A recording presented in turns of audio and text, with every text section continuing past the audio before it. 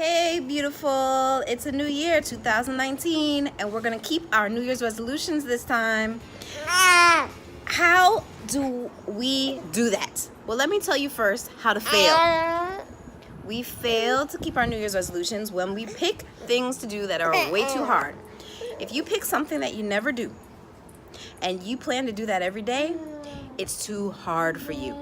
Instead of picking things that you never do, pick things you do, but not consistently enough. And make up your mind that you're going to do them consistently. I'll give you an example.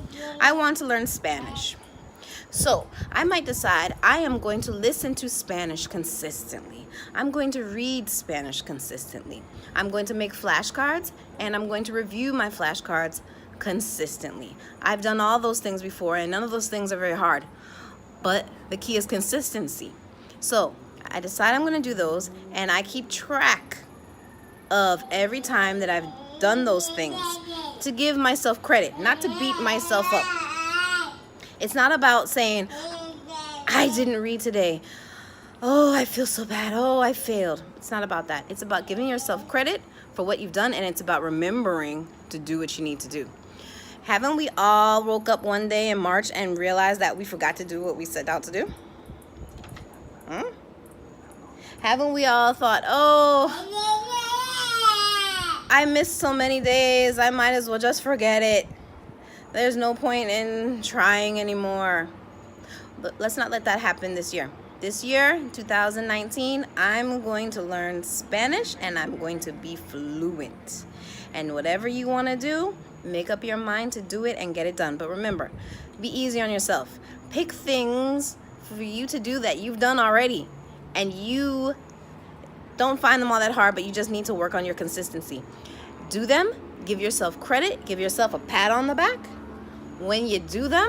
And I'm going to show you something called gumball goals that you can make to give yourself a little credit and a little encouragement and a little reward for meeting your goals.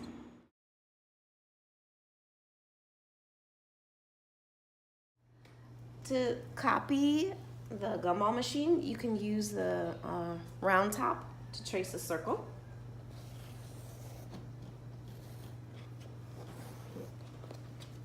And then you add a little hat on it for the top of the gumball machine. Lines like that. And that's the bottom of your gumball machine. To make the circles, you can trace a dime or you could just draw circles freehand and make, I don't know, 24 or some number. At the bottom of your gumball machine, you're going to put a couple circles, and each circle is going to represent something that you want to do. I want to read in Spanish, listen to Spanish, add flashcards, and review my old flashcards. Okay, now we need some colored pencils.